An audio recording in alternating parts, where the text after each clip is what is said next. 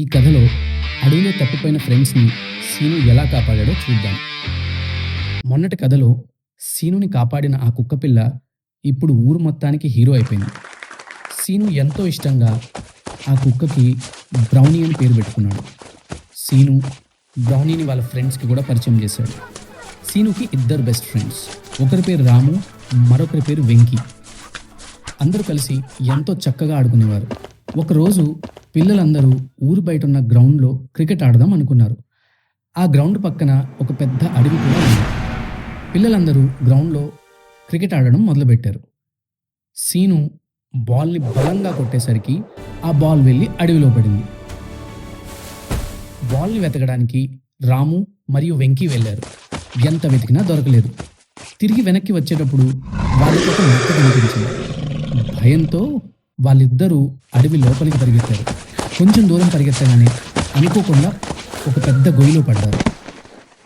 ఇక్కడేమో గ్రౌండ్లో సీనుతో పాటు ఇంకొంతమంది ఫ్రెండ్స్ రాము, వెంకీల కోసం ఎదురు చూస్తున్నారు. ముందుగా అందరూ కలిసి వెతుకుదాం అనుకున్నారు. కానీ చీకటి పడుతుండడంతో భయం వేసి అందరూ వెనక్కి వెళ్ళిపోయారు, ఒక్క సీను తప్ప. చీకటి పడితే వాళ్ళ ఫ్రెండ్స్ని అడవిలో జంతువులు ఏమన్నా చేస్తాయేమోనని సీను వాళ్ళ ఫ్రెండ్స్ని ఎలాగైనా పట్టుకోవాలనుకున్నాడు. వెంటనే బ్రౌనీతో కలిసి సీను అడవి లోపలికి బయలుదేరాడు.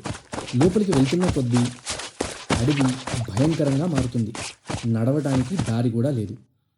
కొద్ది దూరం వరకు బ్రౌనీ వాళ్ళు వెళ్ళిన దారిని కనిపెట్టగలిగాడు.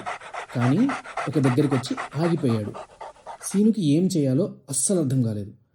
ఒక్క క్షణం ఆలోచించి సీను అటు ఇటు వెతకడం మొదలుపెట్టాడు. ఒకవైపు సీనుకు విరిగిన కొమ్మలు, కాలి గుర్తులు కనిపించాయి. సీను మరియు బ్రౌనీ ఆ దిక్కున నడవడం మొదలుపెట్టారు. కొద్ది దూరం నడిచాక సీనుకి ఒక పెద్ద గొయ్యి కనిపించింది. సీను పరిగెత్తుకుంటూ అక్కడికి వెళ్ళాడు. చూస్తే రాము, వెంకీ ఇద్దరు ఆ గొయ్యిలో పడిపోయి ఉన్నారు. సీను వాళ్ళిద్దరిని బయటికి ఎలా తీయాలో ఆలోచించడం మొదలుపెట్టాడు. కొంచెం దూరంలో ఒక మర్రి చెట్టు ఉంది. సీను వెంటనే ఆ మర్రి చెట్టు ఊడలను తెంపి వాటి సహాయంతో ఎంతో కష్టంగా రాముని, వెంకీని ఇద్దరినీ బయటికి తీశాడు. ఇంతలోనే పెద్ద వర్షం మొదలైంది. అడవిలోంచి బయటికి రావడానికి ఎటు వెళ్ళాలో కూడా అర్థం కావట్లేదు. వెనక్కి ఎలా వెళ్ళాలో తెలియదు. ఇంతలో సీనుకి ఒక ఉపాయం వచ్చింది. సీను తన చుట్టుపక్కల ఏదైనా పెద్ద చెట్టు కోసం వెతకడం మొదలుపెట్టాడు. కొద్దిసేపు వెతికాక సీనుకి ఒక పెద్ద చెట్టు కనిపించింది. అది చాలా పెద్దగా ఉంది. సీను వెంటనే ఎలాగోలా ఆ చెట్టు ఎక్కడం మొదలుపెట్టాడు. కొంచెం పైకెక్కాక సీను అన్ని దిక్కుల వైపు చూడడం మొదలుపెట్టాడు.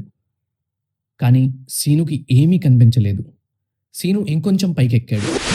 పైకెక్కిన తర్వాత ఒక దిక్కున సీను వాళ్ళ ఊర్లో ఉన్న ఒక చిన్న గుడి కనిపించింది. సీను వెంటనే చెట్టు దిగి రాము, బ్రౌనీ, వెంకీతో కలిసి ఆ దిక్కుకి నడవడం మొదలుపెట్టాడు.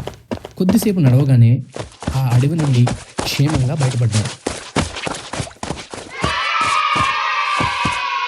ఈ కథ వల్ల మనం తెలుసుకోవాల్సింది ఏంటంటే, ఎంత కష్టమైన పరిస్థితి వచ్చినా మనసు ప్రశాంతంగా ఉంచి తెలివిగా ఆలోచిస్తే దానికి తప్పకుండా ఒక మార్గం దొరుకుతుంది.